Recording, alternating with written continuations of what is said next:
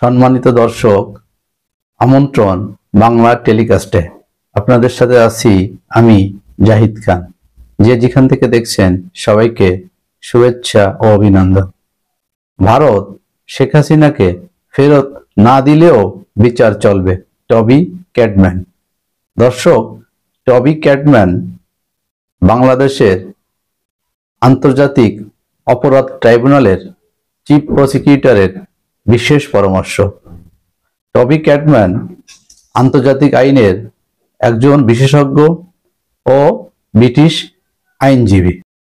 খবরে বলা হয়েছে, ভারত ফেরত না দিলেও বাংলাদেশের সাবেক প্রধানমন্ত্রী শেখ হাসিনার বিচার চলবে বলে জানিয়েছেন আন্তর্জাতিক অপরাধ ট্রাইব্যুনালের চিফ প্রসিকিউটরের বিশেষ পরামর্শক টবি ক্যাটম্যান।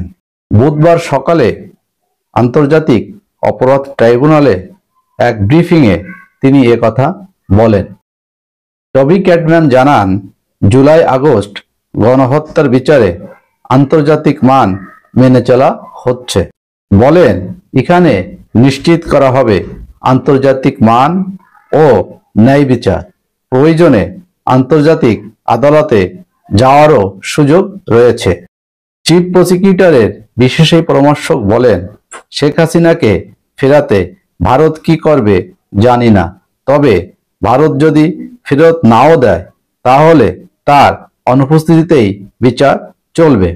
ভারত গণতান্ত্রিক দেশ ও আইনের শাসন বিশ্বাস করলে শেখ হাসিনাকে ফেরত দিবে বলেও মন্তব্য করেন টবি ক্যাটম্যান।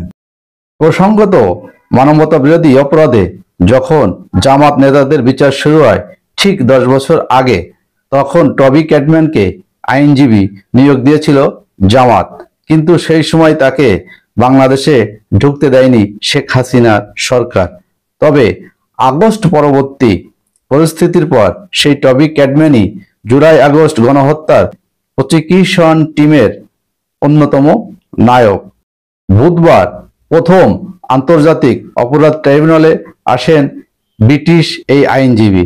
বর্তমানে এই ট্রাইব্যুনালে 4টি মামলায় শেখ হাসিনার সহ 72 জনের বিচার চলছে। দর্শক, ভালো থাকবেন, দেখা হবে নিশ্চয়ই নতুন কোনো খবরে। ধন্যবাদ।